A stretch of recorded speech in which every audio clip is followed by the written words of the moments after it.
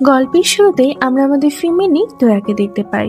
সে তো আজকে অনেক বেশি এক্সাইটেড ছিল, সাথে একটু নার্ভাসও ছিল, কারণ আজকে তার কলেজের ফার্স্ট দিন। ও তো একটি ব্রেড খাচ্ছিল এবং মনে মনে চিন্তা করছিল যে আজকে তার ক্লাসটি কেমন যাবে। সেই সময় একটি ছেলে জোরে সাইকেলে করে এসে তোয়ার হাত থেকে ব্রেডটি ছিনিয়ে নিয়ে যায়। এই ছেলেটির নাম হচ্ছে জিয়ান।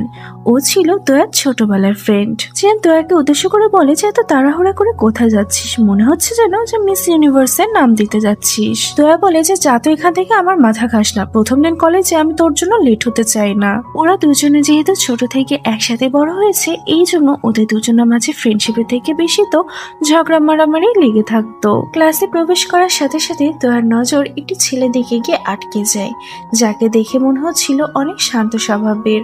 তোয়া এই ছেলেটিকে আগে থেকে চিনত।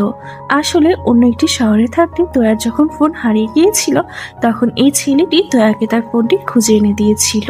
এই ছেলেটির নাম হচ্ছে হাউ।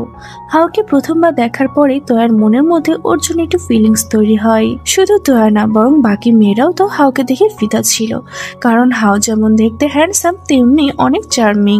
তোয়ার ভাগ্য তো অনেক ভালো ছিল। এখানে আমরা দেখি যে হাউয়ের সিট তোয়ার পাশের সিটে পড়েছে, আর এটি দেখে তো বাকি মেয়েরা অনেক বেশি জেলাস ফিল করছিল। তোয়া সিটে বসার পরে হাউকে জিজ্ঞাসা করে যে তোমার কি আমার কথা মনে আছে। হাউ একটি স্মাইল দিয়ে বলে যে হ্যাঁ, তোমাকে কিভাবে ভুলতে পারি, তবে তুমি আগের থেকে এখন আরো বেশি প্রিটি হয়ে গিয়েছো। এই কথাটি শোনা মাত্রই তো পিছনে বসে থাকা জিয়ানের জেলাসি লেভেল একদম হাই হয়ে যায়। এই জন্য ওদের দুজনের কথার মাঝে মাঝে তোয়াকে বিরক্ত করতে থাকে, যার ফলে তো ওদের দুজনের মাঝে আবারও ঝগড়া শুরু হয়ে যায়। কিছুক্ষণ পরে টিচার ক্লাসে আসে এবং হাউকে সবার সামনে এনে ইন্ট্রোডিউস করে। টিচার হাওয়ের উদ্দেশ্যে সবাইকে বলে যে হাও আমাদের কলেজে নতুন ট্রান্সফার হয়ে এসেছে এবং সে অনেক বেশি ব্রিলিয়ান্ট। এসব কথা শুনে তো জিয়ানের মন আরো বেশি খারাপ হয়ে যায়। ক্লাস শেষ করে জিয়ান একটি দোকানে ঢোকে এবং সে সেখান থেকে লুকিয়ে লুকিয়ে চিপসের প্যাকেট ছিঁড়তে থাকে। কিন্তু ওর তো কপালটাই খারাপ, কারণ দোকানদার ওকে দেখে ফেলেছে।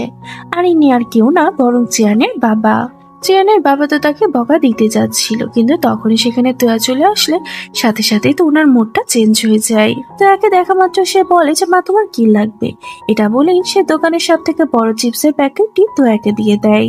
এটা দেখে জিয়ান বিজবিজ করে বলতে থাকে যে মনে হয় ওটি আপনার আসল মেয়ে, আর আমি তো আপনার একটি স্যাম্পল মাত্র। বাসায় ফেরার সময় তোয়া খেয়াল করে যে তার মা সবজির ব্যাগ নিয়ে তার বাসার দিকে যাচ্ছে।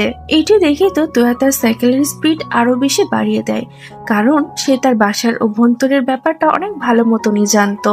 কারণ যখনই তোয়ার মা বাইরে যেত, তখনই তোয়ার বাবা তার বন্ধুদের নিয়ে গেম খেলাতে ব্যস্ত থাকতো, যেটি তোয়ার মা